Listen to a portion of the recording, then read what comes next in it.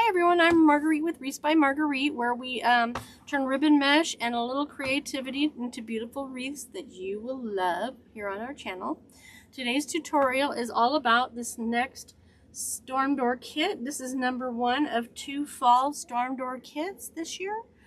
It'll be available in my shop as of the release of the video, as well as this completed wreath. So let's go ahead and get started and let's see what we can come up with. Of course, we had this, but you're going to learn lots of new different techniques if you don't already know them. So let's do this. Come on. Okay, so let's go over the product you get in the kit. First of all, you're going to get a frame. This is a 14¼ inch frame with 6 crossbars and 4 rings. You got to have the 6 crossbars and the 4 rings for this style of wreath design to work. I've already pre-attached the 12 pipe cleaners you get in your kit. That way you don't have to do it. The way it works is 6 go out on rings 1 and 2, and they are attached at the crossbars. And then the other 6 are attached to rings 3 and 4 in between the crossbars. That way when you're laying the mesh and ribbon bundles, it is evenly dispersed throughout the wreath.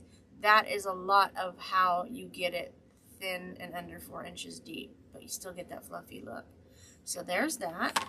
The second product that you'll get in the kit is you'll need, since you have 12 pipe cleaners, you need 12 pieces of mesh, but I usually throw 13 in there so that if you make a mistake, you have 1 to work with. This is what's called 10-inch mesh. This is, sometimes it's 10¼ 10½. This is a true 10-inch mesh. They are cut in 20-inch lengths the long way. So you need 12. You should have 13 in your kit for boo-boo. Then you have a sign. This was the inspiration for it all. It's got that smoky blue color in it, which is nice, as well as the traditional orange. And that's like a rust color on the outside with the mustard as well. So that's the sign. And we've gone with, or I've gone with 6 different ribbons for this kit, so that since you have an even number of pipe cleaners and ties, you can do 2 different bundle styles. So this is one bundle and this is the other. You'll receive 7 pieces of each of the ribbon because you need 6, because half and half makes 6 out of 12. So you'll get bundles. They'll all be pre-measured for you at the 12-inch length and folded for you like these are. Most of them I've already cut and prepped for the project in the interest of time. If you'd like to see the prep of every single piece of ribbon in a storm door wreath, if you really want the super duper details, you can go back and look at some of my tutorials from the beginning of 2024. In those videos, I went into every detail. But so that I'm not boring you and taking up a ton of your time, I don't do that as much anymore. So you should refer back to those for that. So I left a couple of each of the colors so that they are, there's an opportunity to show you how to cut them. So that's all your supplies. Now, I like to get the ribbon ready before I start, so today I'm going to do it that way. When you get the ribbon in the bundles, you're going, where's my scissors? They're going to be folded, and it's going to probably be only 1 bundle. I believe they're all single bundles in this kit. What I mean by that is sometimes there's 2 bundles of each ribbon depending on where on a ribbon roll the ribbon was. If I have to take it from 2 separate ribbon rolls, you'll get 2 bundles. But all of these were 50-yard rolls, so that made it nice and easy. So I don't think anybody will get any in a kit that you've got multiple bundles of each ribbon. So I hope that makes sense. So you'll have 7 of each of these in a bundle. They'll be folded like this, and they've been folded for you at 12 inches in length. And I need to clip that off just a little. Yeah, here's something left off. Let me do this one too. For some reason, these in my sample kit are 12 and 13 inches, and I don't want them to be 13 inches. I want to show you exactly what you're getting, so I'm cutting that extra inch off. Those look smaller, so I don't know what happened here. We're just going with the flow. Wow, that was like 14. What was going on in my head that day? All right, one more.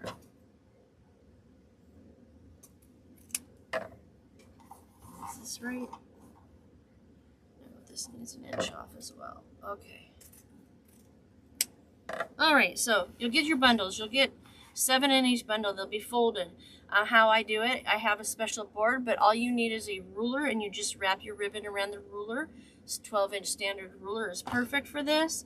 Makes it easier than pulling it on the table, measuring and cutting it. You can get it all done at once. So when you get your bundles, you're going to need to cut on both ends. There's going to be the fold, and you're going to put your finger in the middle of each side of the bundles, because there's a finished side and there's an unfinished side to your ribbon. So you're going to take your scissors all the way to the top, and you're going to cut them all at once on one end and then the other. And then this, is this directional? This is a directional ribbon. What I mean by that is all the pumpkins go the same way. So when you're using these, you're going to have to make sure to be cognizant of that when you put them in the wreath. You don't want them to look upside down. Now, if we were using this ribbon in every single twist tie, I would just alternate back and forth. One would be this way, one would be this way, around the circle, because there's an even number of ties. You can't do that when you have an uneven number of ties. Okay, so let me go ahead and get all of these cut. Actually, let me fold them. Next step after you cut them is fold them directly in half with the finished side on the inside. I'm off to a rough start today. I wanted to make sure I got those all cut and folded first before I go on to the next one, because this is a solid color ribbon. There is a finished side and there is an unfinished side, but on most solid colored ribbons you can't hardly tell the difference between the front and the back. So whenever I cut them, I always make sure, again, my finger is in the middle of the bundle, and I cut on one end all the pieces at one time, and I cut on this end with all the pieces at one time. And then I know that the ribbon on the bottom of the pile facing down at the table need to be flipped upright so the finished side is facing the ceiling, just like the top half of the bundle. And then I immediately fold it in half so that if for some reason I have to walk away from the table or I get interrupted and they end up on the floor, I'm not questioning myself about whether if I'm folding them correctly or not. It's one less thing you have to worry about. So then this is the next bundle. I'm going to cut at that end, fingers in the middle, and then I'm going to cut on this end. And since it's a pattern, it's very apparent that this is the wrong side. So again, I'm going to turn them upside down, and I'm going to fold them directly in half, giving them a nice crease on the bottom. That crease is where the center is, and that's going to help us place our ribbon into the wreath evenly. So I've cut that end, got a finger in the middle of the bundles, cutting on that end. This is a print, but it's not as apparent what side's the right or wrong side. So again, we're wanting to make sure immediately to turn the pieces of ribbon that were in my hand facing finished side down to the table. I'm going to flip those so that they're all facing the ceiling with the finished side of the ribbon. So again, finger in the bundle, cut one end, which I already did, then cut the rest of the bundle on the other end, flip that one over, fold in half directly. This just makes it so much less stressful and you're not questioning whether you did something right or not. All right, so then the last one, I've already cut my bundles at that end. So I'm going to cut it here, remembering to keep my finger in between both sides of the pile, both sides of the fold. Flip it up, fold it in half, finish side on the inside. Okay, so that's done. I'm remembering that these three go together and these three go together. If when you get your kit you want to change up the patterns, mix and match them differently than I did, by all means do so. I just tried to get the pumpkins on the top and the plaid on the top. And everything kind of the rest of it just kind of frames it. So now it's time to cut these dovetails. This is a dovetail. I'll use the plaid because it's brighter. We've got, let me go ahead and bring this in so you can see what a dovetail it looks like. All right, where am I? Over here. See that? we're going to do that now. All right, so that one's done. Put that back over here so I don't confuse myself. Bring you back out so you can see the whole thing. So, I'm going to start with the pumpkins. And I'm taking that finished side that's on the inside, keep it there. I'm going to take that crease on the bottom and put it on the table with the cut side of the ribbon facing up to the ceiling. And then I'm going to fold it in half evenly so that the wires are right up against each other evenly. And I have a new fold right here. And I'm going to cut from the new fold about, I don't know, 3/4 of an inch down, up. And then I'm going to cut it up till the corner, up towards the ceiling at a 45-degree angle. And you should be able to see that on the table. Let me bring it in.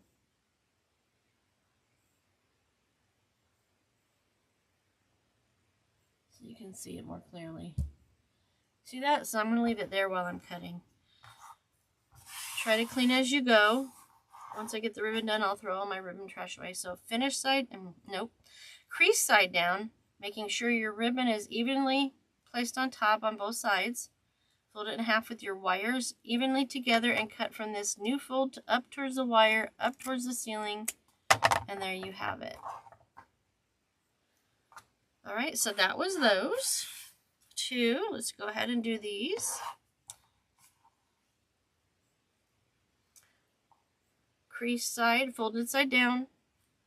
Fold it in half, wire to wire, cut from the new fold to the wire at a 45-degree angle. Folded side down, fold it directly in half, cut from the new fold to the wire in an upward fashion towards the ceiling, at least until you're comfortable. When you're doing kits, I always recommend to follow the direction exactly so that you don't end up wasting materials, because I only give you one extra piece of one ribbon, of each ribbon, one extra piece of each ribbon. That way I can keep the cost of the kit down. So folded side down, fold this ribbon at the top where it's cut evenly, wire to wire, then cut from the new crease to the wire at a 45-degree angle. Let's do that one last time for this kit. Folded side down, this bundle I mean. Fold it wire to wire nice and evenly. Cut at a 45-degree angle. Now, if you make a boo-boo, again, you need to go back to those earlier videos from 2024 where I go in super duper detail, and it'll show you the troubleshooting, which is how to make amends if you cut your ribbon incorrectly. There's only one type of mistake you can make that you can't recover from, unless you like to sew. And you'll understand if you go watch one of those videos. It's like Valentine's Day, St. Patrick's Day, Easter, all of those in 2024. Okay. So what I'm going to do now, before I move on to the others, so I'm not touching everything multiple times that I don't have to, I'm going to make my bundles. Now, I want my pumpkin at the top, so that's going to go in the center. Then I'm going to bring in the blue after it, and then I'm going to put the blue in. It's almost a burgundy, brownish burgundy leaves. I just thought it was beautiful. It matches this all so well.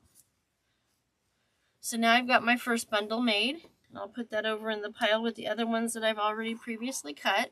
So pumpkins inside of the solid blue, and then the leaves on the outside. When we get to installing these in the wreath, I will explain the different widths. This is a 2.5 and this is a 1.5 inch ribbon. I'll talk to you about options. So folded side down on this bundle. Wire to wire, cut it from the new fold to the wire. Folded side down, cut side to the ceiling. Never do a cut side, because if you cut it up here, you're going to have two pieces. That's why I made the comment about if you're good at sewing. So folded side down, always, always, always, always. Fold it in half evenly with the wires up against each other evenly. Cut it from the new fold to the wire. All right, now to the 1.5 inch, folded side down. I'm going to fold it evenly, wire to wire. Cut from the new fold to the wire. Folded side down. Cut side to the ceiling. Fold it in half, cut it from the new fold to the wire. folded side down on the leaves. Fold it in half, wire to wire. Cut that there. And last but not least, folded side down, wire to wire evenly to make sure you have the same size points on each side. Cut it from the new fold to the wire up towards the ceiling at a 45-degree angle. And then let's make our bundles. Now that I got all that off the table. So I want the plaid on the top in my particular wreath. Then I'm going to put the rest after it. So I will back that up to the plaid. And then last but not least, I'm going to put the leaves on the back. So when it goes in the wreath, it will look like that. Put that with the rest of the bundles and do it one last time. Plaid on top, rest 1.5 inch, and then the leaves. Okay, so now all of my product is 100% ready. Everything's cut, everything's ready to go. So I'm going to put the sign out of the way for now because we won't be needing that till the end. And now we're going to start using this and this. Have some wire cutters because you're going to need these shortly as well. Okay. First thing we're going to do is we're going to attach the mesh on the outside rings, the pipe cleaners that are on rings 1 and 2. I have rings 3 and 4, 6 pipe cleaners pushed to the center because we aren't working with those now, and then that way they're out of the way so they're not, I'm not having to manipulate around them. I always try to make sure that I put my pipe cleaners out horizontally when I'm doing this portion of the project, and I turn the wreath so what I'm working on is directly in front of me. Now, why is that important? This way you're not reaching across this table and stretching your back unless you want to and pulling muscles and all the things. Some of us aren't getting any younger. This helps you create with less pain. You should never be in pain, but you know, less stress on your back and arms, the better. So I'm turning it as I go. I'm getting to a certain age where all these things are very noticeable now, so I tend to bring it up more than I used to. Then I'm going to bring these out, but it doesn't stop me. So that's the important part. So let me bring this back out a little bit more so we can see the whole thing. All right. All right, so my frame is ready, and I'm going to stick it just a little to the side. I recommend, at least for starters, that you work on it directly in front of you like this. I don't know if it's because I'm left-handed or just because. I like to work on it a little bit at an angle, one way or the other. Honestly, it has to do with which side of the poof I like better. It's my head, you know, what can I say? So, I'm going to put it over here for now. We're going to work on this one first. So, I don't suggest investing in a lot of tools to start with. This is just a chip clip. It's one of my favorite tools, okay? And make sure you wear short sleeves or older clothes. If you are wearing long sleeves, roll them up because mesh is like Velcro. It's going to stick to anything and everything and it gets a hold of. So the less things you give it to hook to, the better. That's why it's also really important to have a minimum of 3 feet of workspace. This right here, this cutting mat is 3 feet. But my table is 60 inches, so that way I can have all of my residual stuff that I need to use off to the side and not in my workspace for everything to get stuck to. Okay, so with the storm door style, we always turn it with the curls. There's a natural curl in this, so we always turn it so that the curl side is down. Now this is a patterned ribbon, so it's easy to find the center of, not ribbon, this is a patterned mesh. So it's very easy to find the center of the mesh for ruffling. But just for future reference, if you're using a solid colored ribbon, mesh, this is a really easy and quick step on how to find your center. Yes, you could use a ruler, but there's an even easier way, or the cutting mat. All you do is fold it directly in half. Place your finger where the center is. And I always use a chip clip or some, you know, a binder clip or something like that to hold it there. And then I turn it around. That now gives me something to weigh down the mesh, because as you get further into the roll, the curl is going to be tighter and your mesh is going to fight you to stay down and flat. That helps hold it down. You can use your phone or whatever to give it some weight. That also gives me a focal point to ruffle towards. So I'm going to do the same thing on this end, just the first time. After this, I'm not going to do this step because it's got a pattern and this white stripe is in the center. So visually, it's much easier to ruffle than a solid colored ribbon mesh. I am so stuck on ribbon today. Can you tell? All right.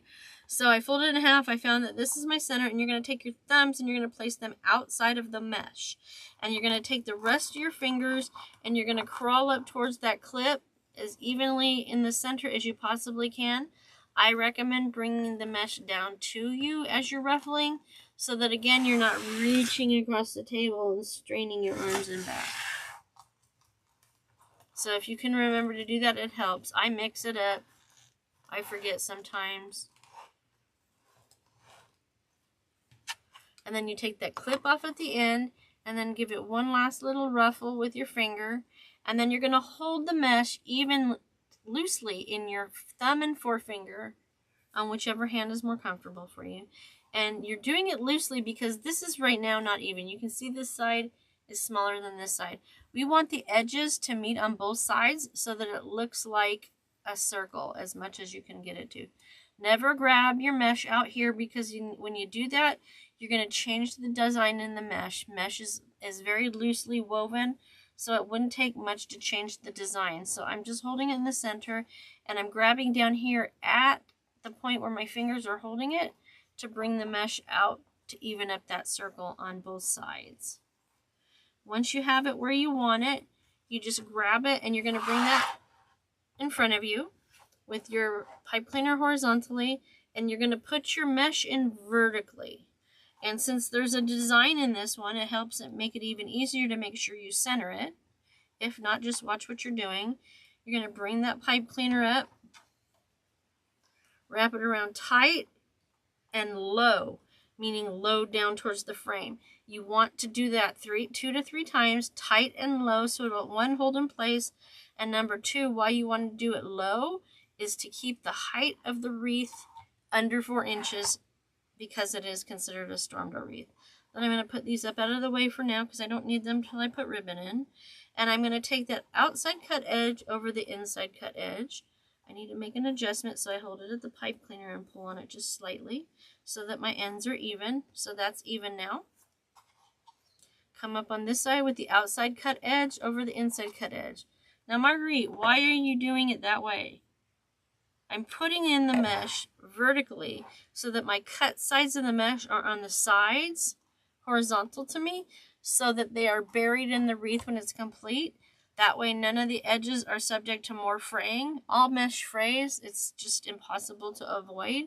But the less you handle it and the more that it is covered, the better to keep it from fraying. So that's the first one.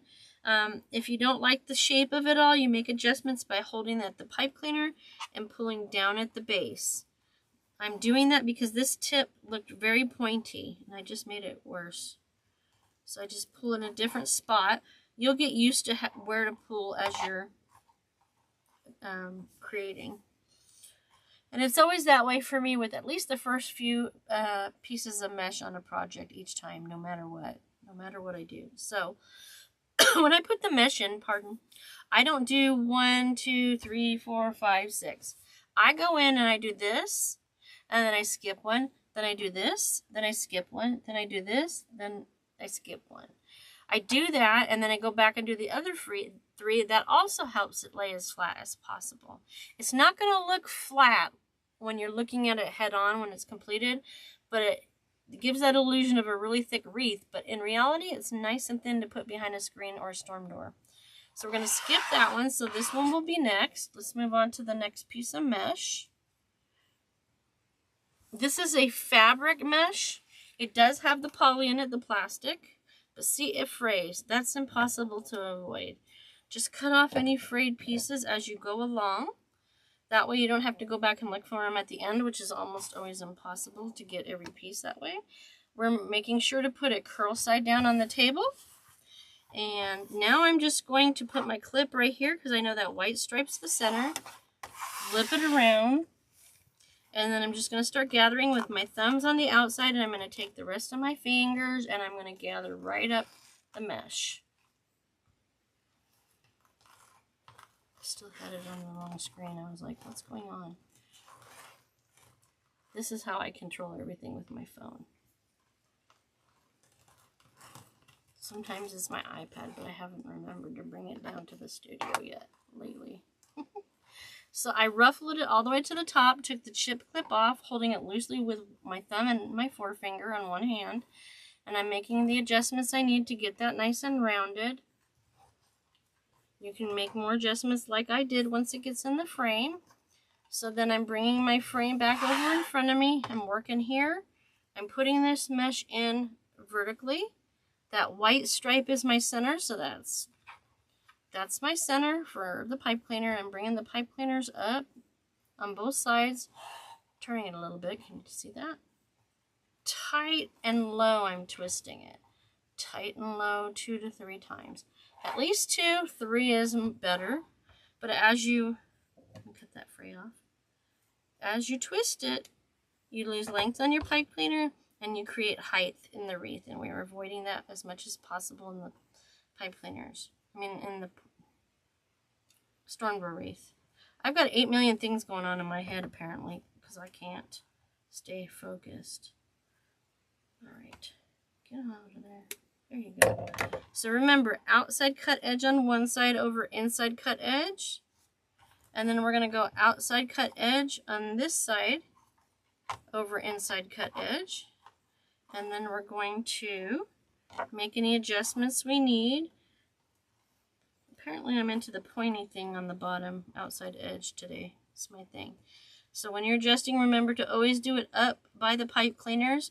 Why, other than just not destroying the design on the outside, why doing it there?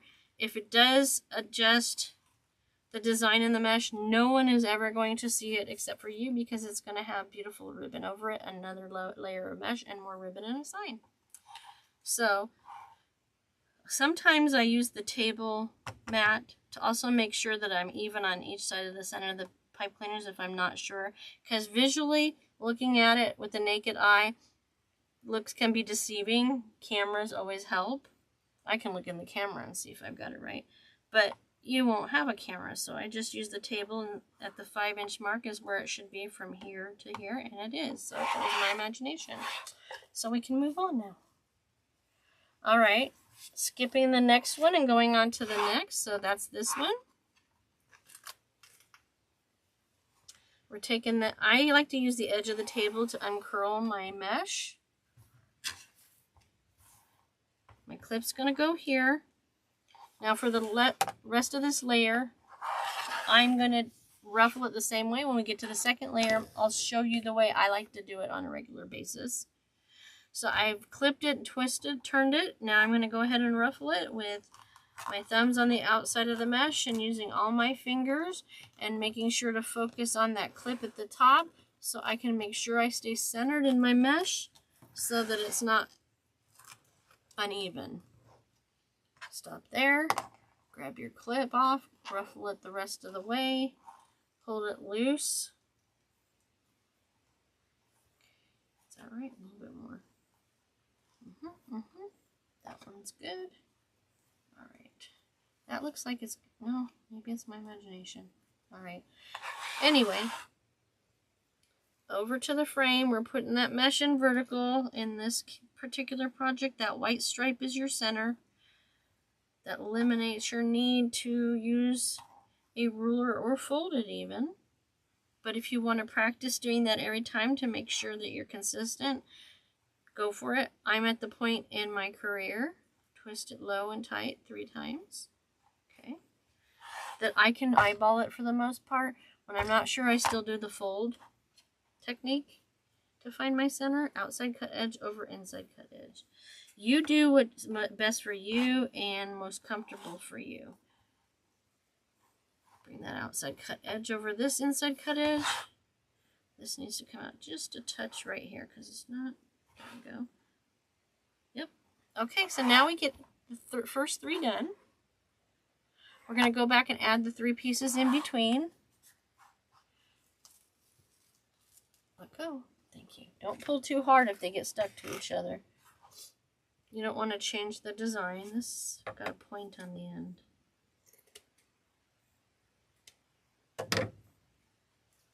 So I'm going to do curl side down, fold it in half, clip the center, which is the white stripe.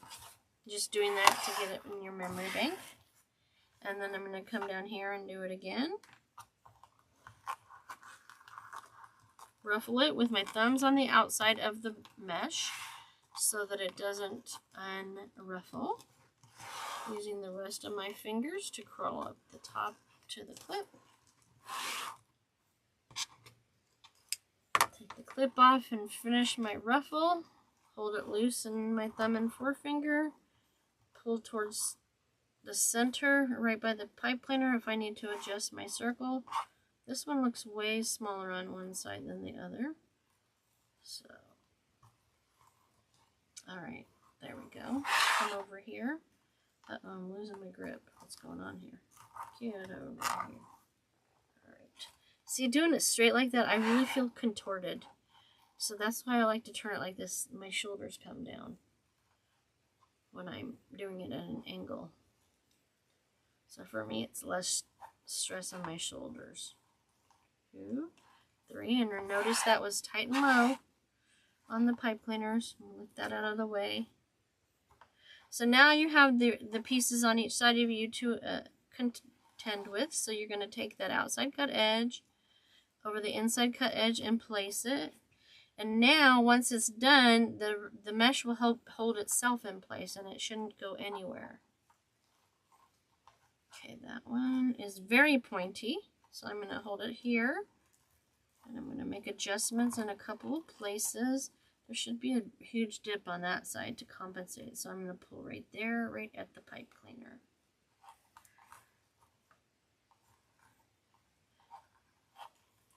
This one probably has the most need of help with my adjustments. Okay, cut any frays off. Where'd that one come from? There it is. Alright, everything's good. So that's the first one on the second group of 3. Make sure this is on top and not buried. We're going to go ahead and take the next one. Laying it curl side down. There's my center because it's the white stripe. Clip it there. And then do the same thing. Ruffle it on the white stripe or cream, white, cream, whatever. It's more cream than white, so ivory. You take your choice of what color you think that's called. But it's not the orange. So ruffling it to the top.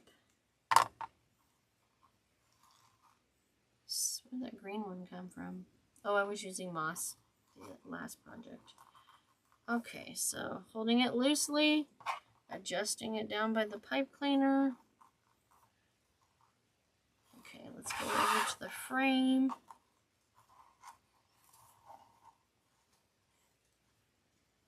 Centering it on the white stripe, bringing these pipe cleaners up, tight, low, 2 to 3 times. Okay, lift that out of the way.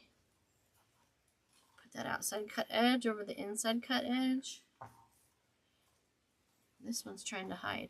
Outside edge over inside cut edge. Alright, so I'm pretty sure it's too long on this side. Sometimes these ruffles just want to hide. Alright, so no, there's a little point, so I'm going to pull right there. You can usually tell if it's sticking out a lot here. On the other side, it's dipping in where you need to pull to compensate for that. That's what I found. It's my story and I'm sticking to it. Okay, last but not least on this layer. Now I've told you why I put the mesh in horizontal for the basic direction on that. Curl side down. Use the table to fold it. Open it, I mean. I would fold it in half. Clip it at the white stripe. turn it around, you can see this mesh is getting curlier.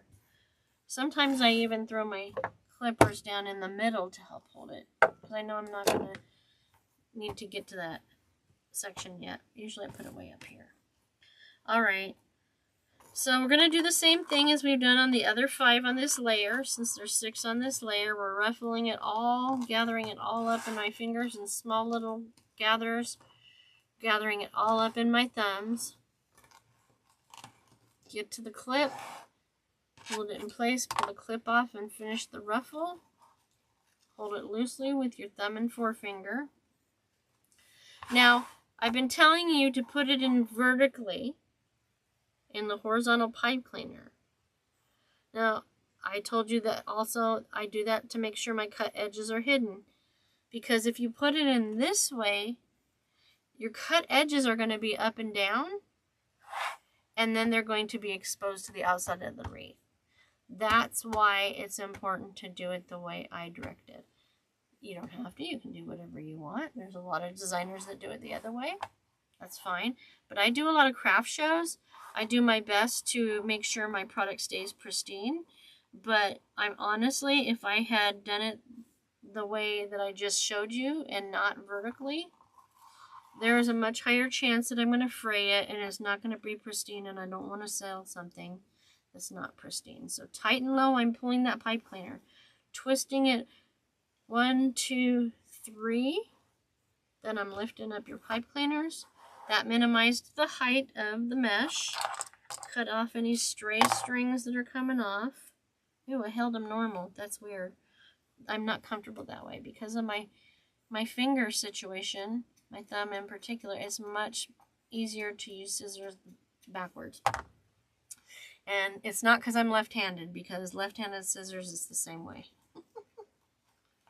Do they even make left-handed scissors? I think they do. Most are universal. I think it's just how the curvature of the thumb hole is and this section that makes it left-handed. I don't know. Drop me a comment if you think they do, or if I'm just imagining things. Okay, so here's our first layer.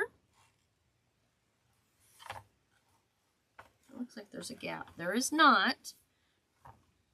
So now we're going to put in the first group of ribbon bundles. So I only need 3 of each style bundle, because we're going to put them in every other. Okay. So I'm going to choose to put in the bundles with the plaid first, because again, we're going to do the same thing. We're going to put them in every other. Then that way go back with the pumpkin bundles so they lay on top. So you see more of the pumpkin than the plaid and that.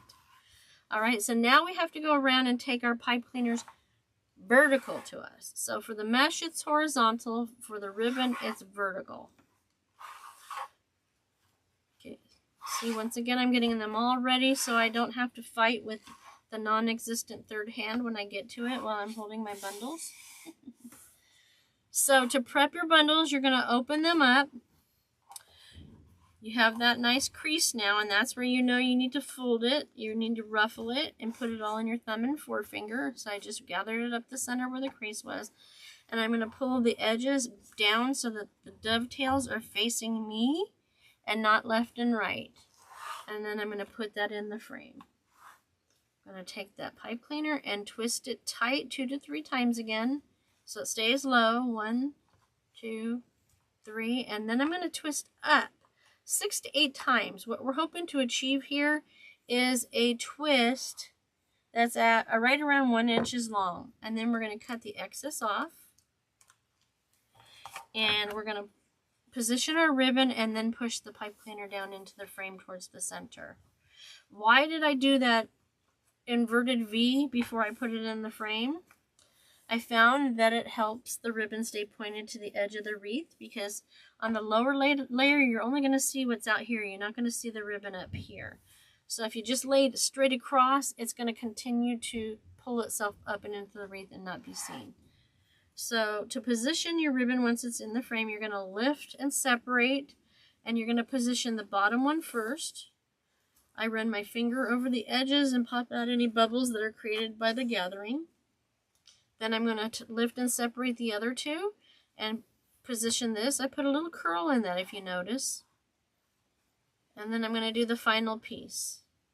Now on the lower layer, I'm going to do it opposite on this side because I want you to see the leaves. The leaves aren't going to be seen as much if you leave them in the same position on each side.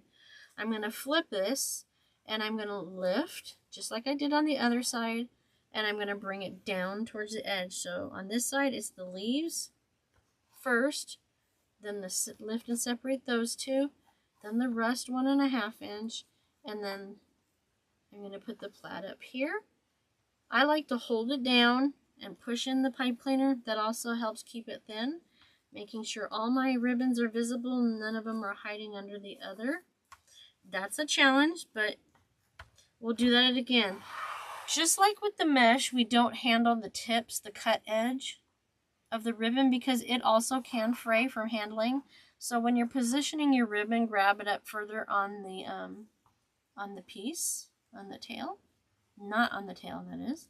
So now we're going to skip this one and we're going to go here, and we're going to continue to use the same bundle selection because we're going to do every other and we're layering. So you got that crease, gather it into your thumbs, then you're going to hold it with your thumb and forefinger and bring those tips down towards the edge of the table, place it in the frame, bring the pipe cleaners up, keeping these, I like to lay my hands on them to hold them out to the edge.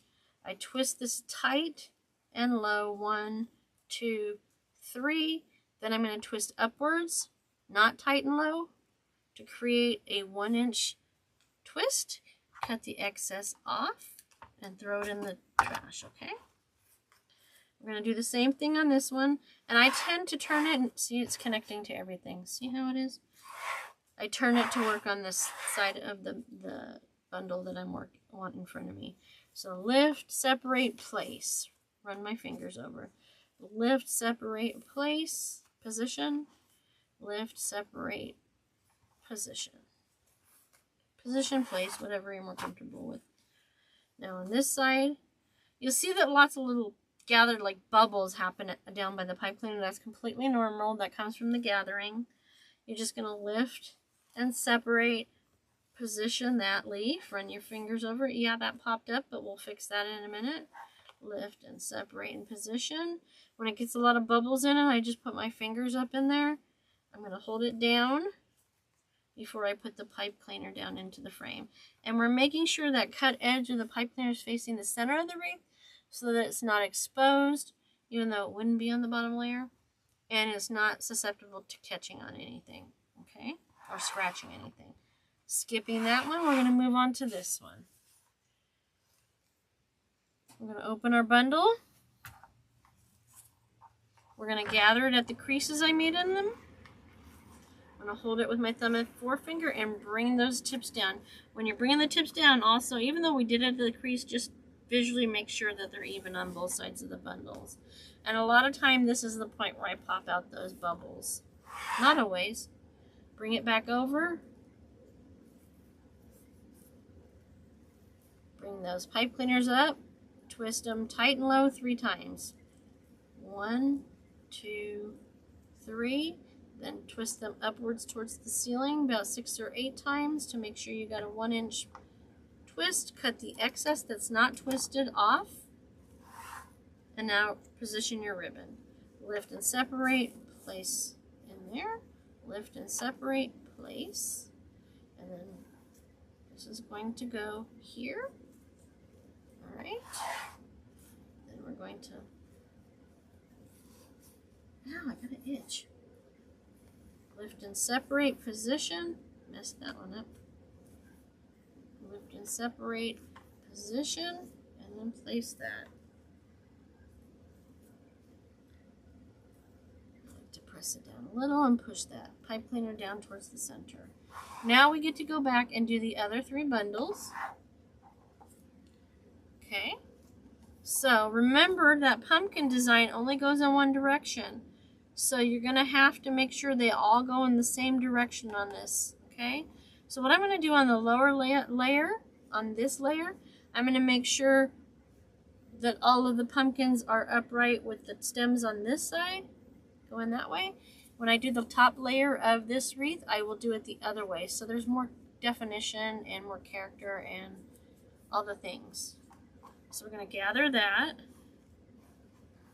make the V,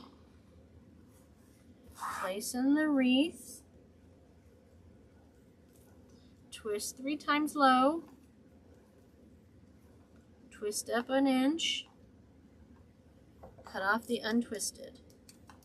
All right. Lift and separate, place the last ribbon in position first, then the second ribbon, and then the pumpkin ribbon on top. Okay.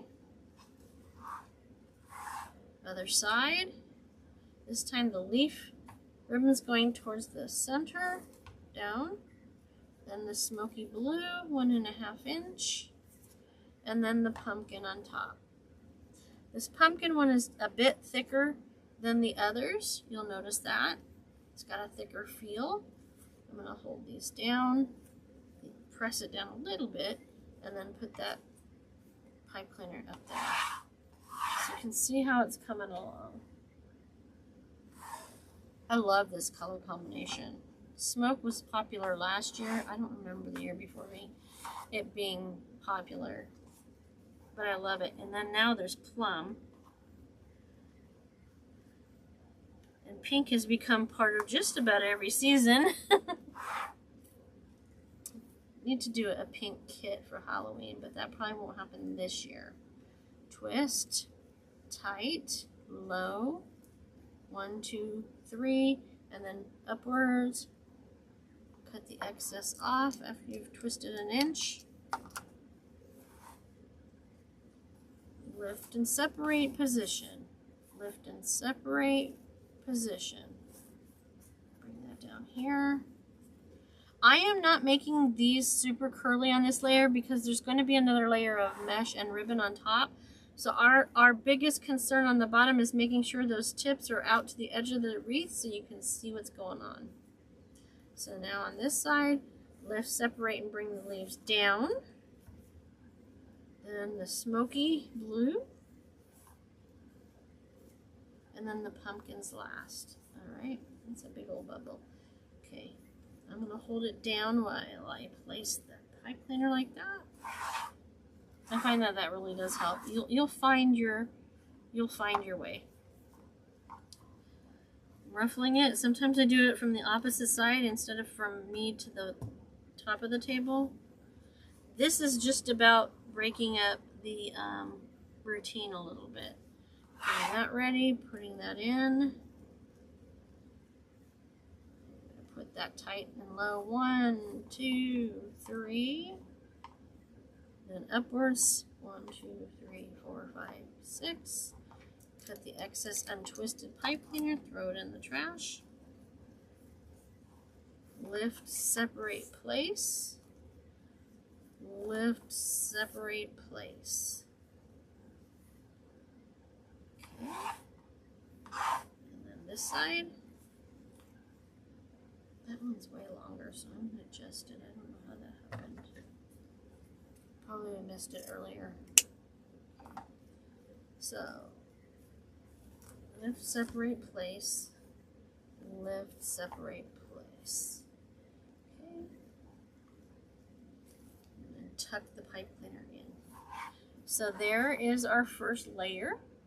Looking good. It's not complete. So now we're going to go back and we're going to pull the pipe cleaners for the second layer up in between the pieces of mesh from the first layer, and then open them up so that they're ready for us to place the mesh in. Turning the wreath as we go. Alright. There's 6 of them, so we've got 1, 2, 3 ready. Let's get the other 3. Yes, you can do this as you go, but it really makes life simpler and more convenient, easy, all the things, if you prep as you go so that you're not fighting the wreath, getting distracted, all the things. So that's 1, 2, 3, 4, 5. This is 6, so we have them all up here. We have them all separated and they come up in between the pieces of mesh from the bottom layer, okay? So we're gonna go back and we're gonna do the mesh the way we did the first time around on the bottom layer, but I'm gonna ruffle it a little differently. So I've got my curl side down using the edge of the table to open it up. I'm gonna fold it in half and I'm gonna clip it with the clip here, turn it around. And this time I'm still gonna ruffle. I know I gotta go to the center of the white stripe. I know I need to have my thumbs on the outside. I am going to ruffle it with both hands just for a couple seconds. But then I'm going to take one hand off and I'm going to put it up here. That helps hold it flat. And then I just used all the fingers on one hand to ruffle it up the center. This is the technique I use the most. I find I'm more consistent in my gathering. I'm more consistent in the edges lining up without much fuss. Okay, grab it with my thumb and forefinger, bring it over to the frame. I'm going to turn it this way now. Got everything else in the wreath now to contend with. That's why a lot of people like to stand to create. That's entirely up to you. Tight and low 3 times. 2, 3. I'm going to bring it around here so I can put that outside cut edge over the inside cut edge. Outside cut edge over the inside cut edge. Make any adjustments. It dips down up here, so I'm going to grab at the base and bring that tip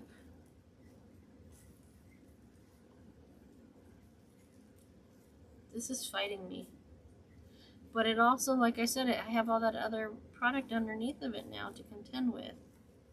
I'm going to bring it down here a little further. That helped lay it down flatter here. Okay. So again, we're going to skip and go to the next one. So we're doing the first 3, skipping every other. There's that table. Put this on the white stripe. Turn it around. Start gathering here, and then I'm going to just take the rest one-handed. I find that using 2 hands, I almost always drift to one side or the other when I'm gathering. I do that much less when I do this one-handed technique. Hold it in my thumb and forefinger. Okay, bring this in vertically into the horizontal pipe cleaner. Center it in that white stripe. I love using pattern mesh. It's so much easier to stay on track with the ruffling. But there's a lot of things I still need to use the solid colored mesh for. If I'm doing a lot that I really want to be seen on top of the mesh and I don't want the mesh to be seen much, I tend to use a solid colored mesh so I'm not distracting from what's going on top of the mesh. Outside cut edge over inside cut edge. Outside cut edge over inside cut edge. You'll find that I lay my hand on the side I'm not working on. It helps hold it in place so it's not interfering with what I'm doing. This needs to come out a little bit there. I need to bring this down a little more because it's looking a little square down here. There we go. Circles. We want circles. Skip that one, go here. Use the table to uncurl it. See how much smaller the curls are on these now? They're going to fight me more. Piece of frame. I'm just going to take that off because it's just going to be in the way. There's one on this end. Some people use a wood burner to cut their mesh. Absolutely fine, but don't use it on mesh that has a fabric in it like this. You have to use it only on all plastic, all poly mesh. Otherwise, I've heard, this doesn't happen to me because I did try it once, it just doesn't work well. I've heard people start fires. That's never a good thing to happen. I would hate to hear anybody going through that.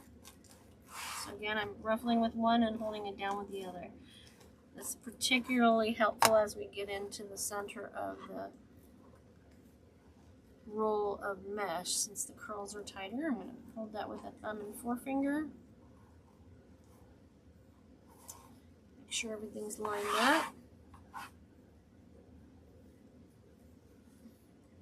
I use my chest to help. Some people use it to ruffle against their chest. I can't do that effectively. I don't know why. It's just, you know, one more thing. 2, 3 low, tight twists.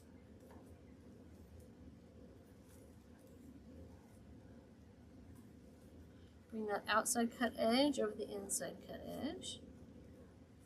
The outside cut edge. Oop, got some frays that need to come off here. Outside cut edge over inside cut edge. This still needs to be a little bit rounder for me. Alright, now we're going to go back and do the other 3. The final 3. See how tight that curl is? Definitely use the table. Coming out. Find the center by either folding it in half, or when you have a pattern, you know that that's the center. See how curly it is? It's just fighting me all day long. Alright, let's bring that up. That way I'm not struggling with the mesh in the air looking like I'm losing it. Otherwise, if it curls and I'm ruffling it, it looks like I'm, If you know, you know. Yeah, I used both hands for a little longer. That happens. Like I said, I mix it up a little bit. But when you're starting, try to stick to one technique. Try both, and then figure out which one you like better, and go with it. No one says you have to do it exactly the same every time either. We're just looking for the positive end result. Okay, I held it loosely, I adjusted it, I'm bringing it over to the frame, putting it in vertically into the horizontal pipe cleaners, twist tight and low, 1, 2, 3, put these out of the way, take that one outside cut edge on this side over the outside cut edge on top. So we got 2 layers of mesh and ribbon to contend with now. Don't get frustrated, take your time, and if you need to walk away from the project for a little while, outside cut edge over inside cut edge. There's nothing wrong with that. This is the kind of project that you can do that. You can either sit down and just power through it, or you can do it in stages. So now we're going to do this one. What's it sticking to? Looks like I have 3 pieces left and I only need 2. That's a good deal. But it's nice to have that extra piece just in case you just, you know, need one to practice on to make sure that you get it right. Unfurl this. I'm going to put this here. You'll find that that fraying happens a little bit more in the fabric mesh than in the all poly. At least that's my story and I'm sticking to it. Alright, so now we're going to ruffle it up the center stripe, hold it down. The fabric mesh, when it gets super curly in the center of the roll, it's a little easier to keep flat than the all plastic. It's much stiffer. This is soft on the hands. That's the other reason why I like working with the fabric mesh. It's a little more rustic, which is what we're going for with this design. Fall designs are a little bit more rustic, don't you think? I'm going to turn it this way a little bit. Get out of my way. Stop touching things, Marguerite. Bring that in there vertically at the white stripe. Twist the pipe cleaners tight and low. 1, 2, 3. Turn it back this way a little bit. We're almost to the end, so Maggie's here on cue because it's time for her lunch. So we'll finish this up and then she can eat. Go lay down. This is my chocolate lab, Maggie May. She's my constant companion. Go lay down. She has her own little bed behind me. so she can be comfortable too. This is last but not least. Hi, baby. Go lay down. Thank you. Use the table to unfurl it. She's getting way too comfortable coming down here when I'm on camera.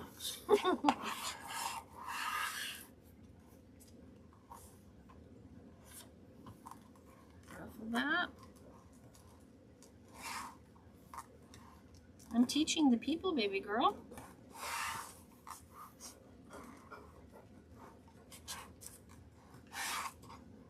She just turned 10 years old.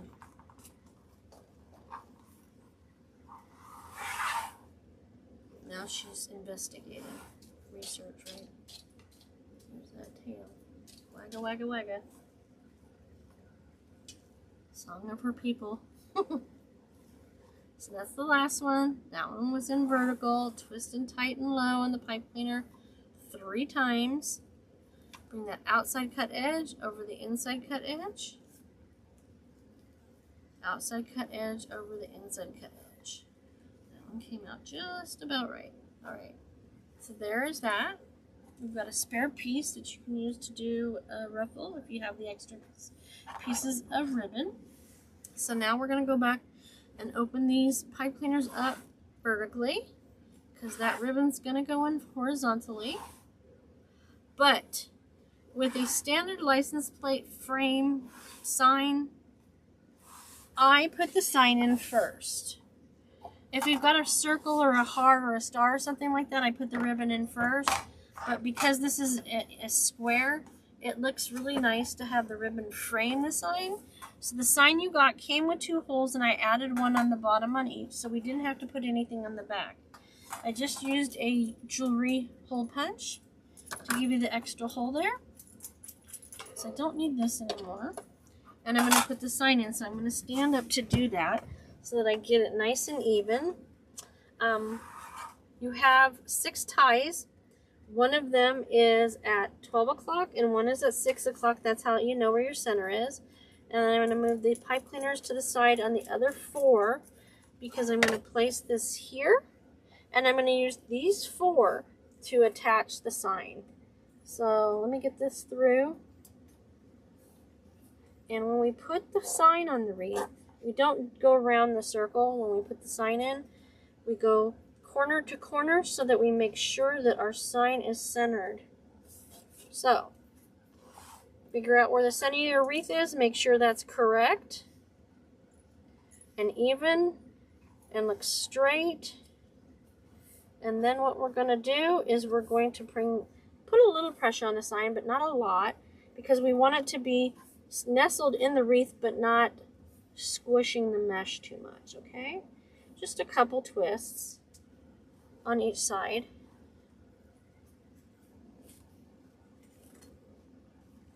Move that way a little bit. There we go. And then on this side, putting a little pressure on this side, but not too much, twisting it a couple times. Then we go back and do the other 2 corners. So we always do it in an X formation. That way your sign is level and it's not sticking up higher on one corner than the other. Lays nice and consistently flat and nestled in your wreath. Okay. A couple times. Turn it around and do this last one. Okay. Bring that pipe cleaner up through. And making sure it's all still even. I'm going to wrap that pipe cleaner around it a couple times. And I'm going to again make sure all of my pipe cleaners are vertical to me so I can put the ribbon in now. And I'm going to sit back down for that. Done with the trash can. Let's put that away. Go in with the... So this is going to get fluffed on the bottom layer when we're done. So now I like to put the ribbon bundles in at 12 o'clock and 6 o'clock last because I like the way it lays on top. So what I usually do is I usually do these 2 first, then these, and then these. Keeping in mind I've got 2 different designs, one with a directional ribbon and one with not. So I got to make sure I remember to place them in the frame so that they come out every other. So I'm going to start with this, with the brown leaves and the plaid.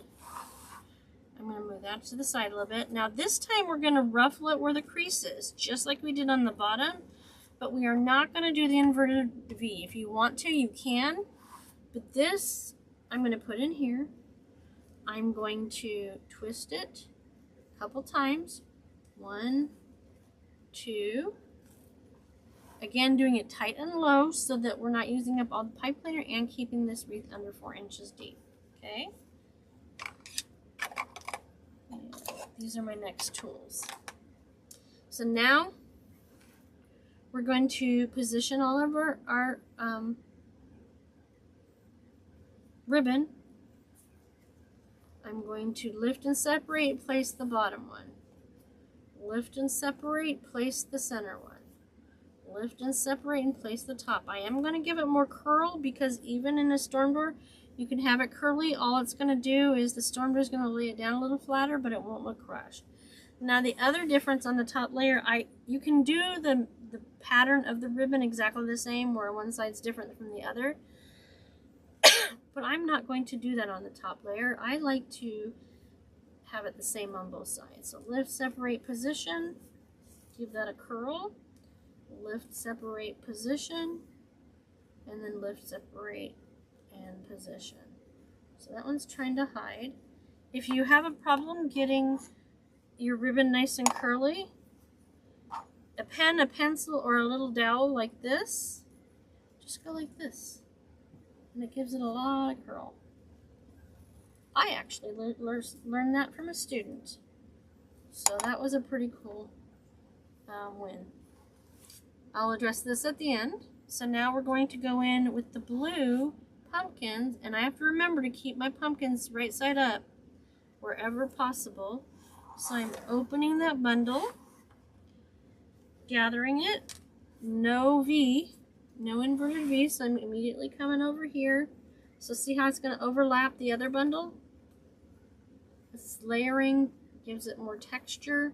Tight and low twist this 1, 2, 3. And then I'm going to put the pumpkin towards the inside because I don't want the leaf from this bundle on top of the leaf from the other bundle. So I'm going to put this one with the blue smoky color outwards and the pumpkins inside. And see how I curled that there? Turn the wreath and do the other side. So lift and separate, position, lift, separate, and position, lift, separate, position, give it some curl. And then I'm going to go to the other side of the wreath and do exactly the same thing. Because based on them being in there every other, each bundle in every other, it's going to look exactly the same on both sides here. So I'm going to start with the top one first. Remembering that all the patterns in this one are exactly the same. You can put them in either way. They're not directional is what I'm trying to say.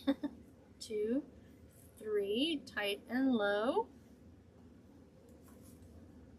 Then we're going to put the leaves toward the sign. So lift, separate, position. Lift, separate, position. Lift and position. Give it some curl. You can go back and do that again at the end if you'd like. I always play with it a little before I do pictures. Some people like to put them in there straight as an arrow and no curl to it. That's fine too. That's not a bad thing to do. Personal choice is a good thing. Now again, I'm looking at my sign, so I need to make sure my pumpkins are upright, so they're going to go this way. Gather. Place it in the pipe cleaner. Tight and low, we twist it 3 times, 2 or 3 times. 1, 2, 3. Okay, we're going to position our ribbon, so it's going to be leaves down and out. Lift and separate with the smoky solid color, and then the pumpkins.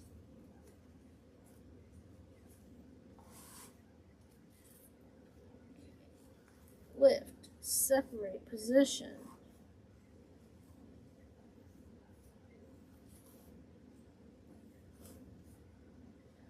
I won't lie, sometimes I do all three things at the same time, but I try not to do that when I'm teaching. Okay. String there.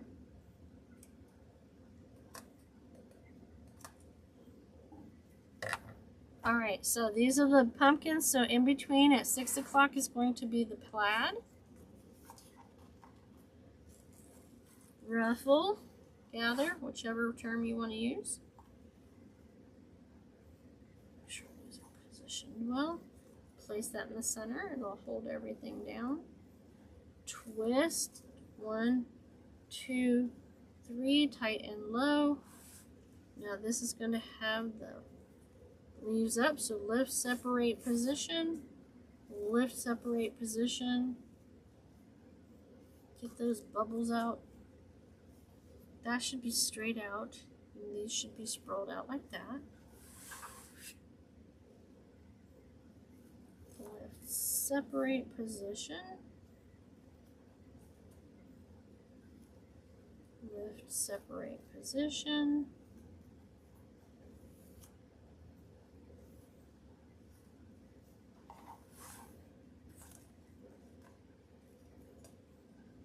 And now we're going to do 12 o'clock.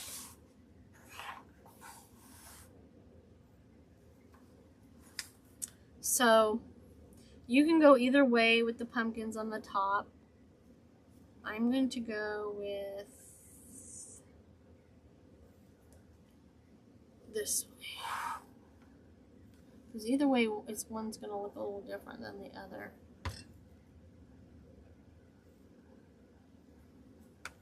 Doesn't really matter. Get back in there.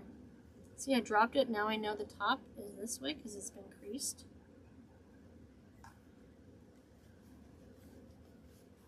Ruffle.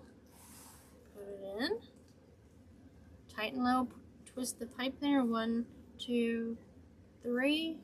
Lift it out of the way. So lift in position. Lift that. Leaves out. Blue in the center. Straight out, pumpkins down towards the sign.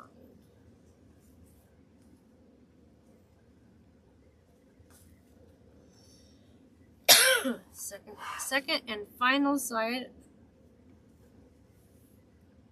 Going to lift, separate in position. Put that as straight out as I can. Put the pumpkins there, and I got a big old poof in the base. Bubble. Poof, bubble. Alright, I'm going to give that a little bit more curl there.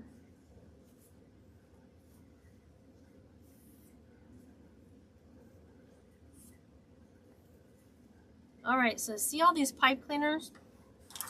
I'm going to curl them. You could either do what we did on the bottom layer where we just twisted them up and cut off the excess and then chuck the pipe cleaner down and behind the ruffle, so you only see a little knob, little bitty speck of the mesh, but I like to curl mine. So I'm going to show you how to do that.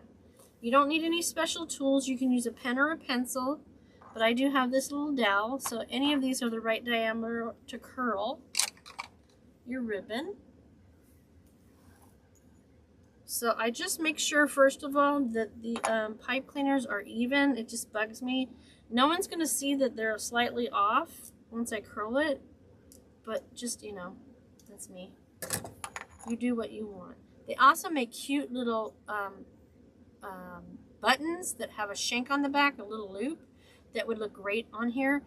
If you were to do the other technique where you're hiding the pipe cleaner behind the ribbon, a cute little button. They make fall leaves and sunflowers and all sorts of things. As a matter of fact, if you go back to my sunflower wreath, in the spring of 2004, you'll see me put sunflower buttons on a wreath.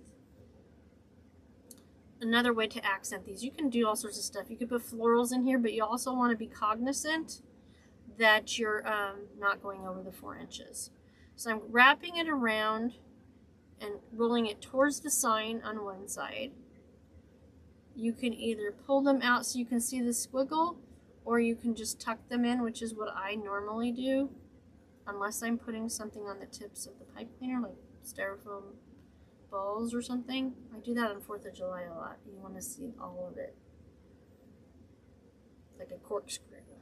I call them piggy tails. So this one I'm doing towards the outside of the wreath, towards me. I'm positioning that there. Your ribbon is always going to try to sneak and hide. It is what it is. It's not something you're doing wrong that makes that happen.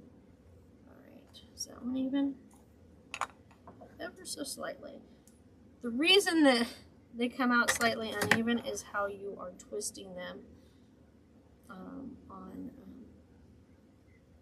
when you're putting your ribbon and mesh in. Tight and low. Twist this one towards me. There we go. Just think that's cute. A little more character, you know. Cut that excess so they're even. And always remember, this is my way of doing them. The steps are the same, but what you do within the steps is entirely up to you, in my opinion. We all have a style and technique that we like best, and that's what you should go with. If you like it, if you're doing this to sell, if your customers like it, that's the bottom line. And once this is done, I'm going to go around the outside on the bottom layer and fluff out my ribbon, so making sure that it's all at the end so you can see it and it's not hidden. Twist away from me, twist towards me.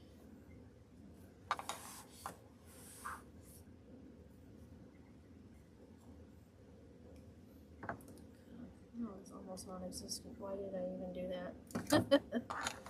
Alright, twist away from me. Twist towards me.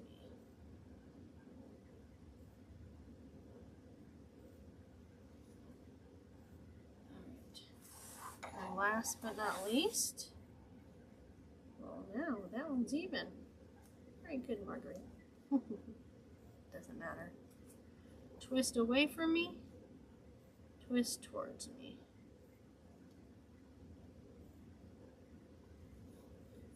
Tools around so I can keep my workspace clean. Okay, so now I'm going to go and I'm going to lift the top layer away from the bottom layer. You don't just pull your ribbon because you'll snag it, you'll snag the mesh. You don't want to do that. Bringing them all to the outside edge again. That one didn't try to hide too bad. Lift. Okay. That one's perfect. Very good. Lift and separate.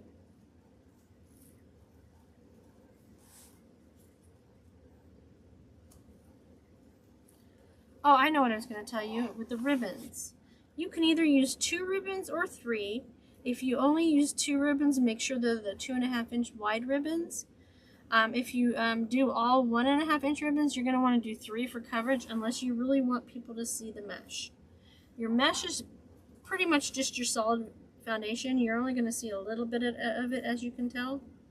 So I tend to go with 2 2.5 inch ribbons and a 1.5 inch, or all 3 2.5 inch for more coverage of the mesh.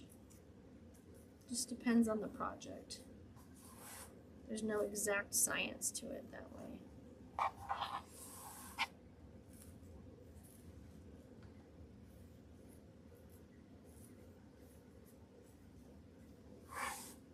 don't remember where I started. Usually I look at the sign. So I might be doing this twice. Honestly, if you're a wreath maker, you know, you could fuss with ribbon all day long, especially if it's a bow. Alright. Get that fuzz off of there. Once I'm off camera, I will clean up the back of the wreath because I did see a few strings. But other than that, there she is. I hope you enjoyed that. Okay, well, thank you very much for watching. I hope you enjoyed this video. Don't forget to comment, subscribe for more wreath making fun.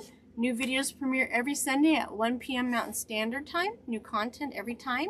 You can shop the finished wreaths in my Etsy shop, and you can also follow me on Pinterest, Facebook, and Instagram. All of the places you'll find me are Wreaths by Marguerite. The only thing I don't do is TikTok. So, most of all, and last but not least, I want to say thank you for spending some time with me. It means a lot to me that you carve out a little of your day. Am I sideways? Yep. It means a lot to me that you carve out a little of your day to spend with me. And I appreciate that more than I can say. So thanks again, and we'll see you in the next tutorial. Bye!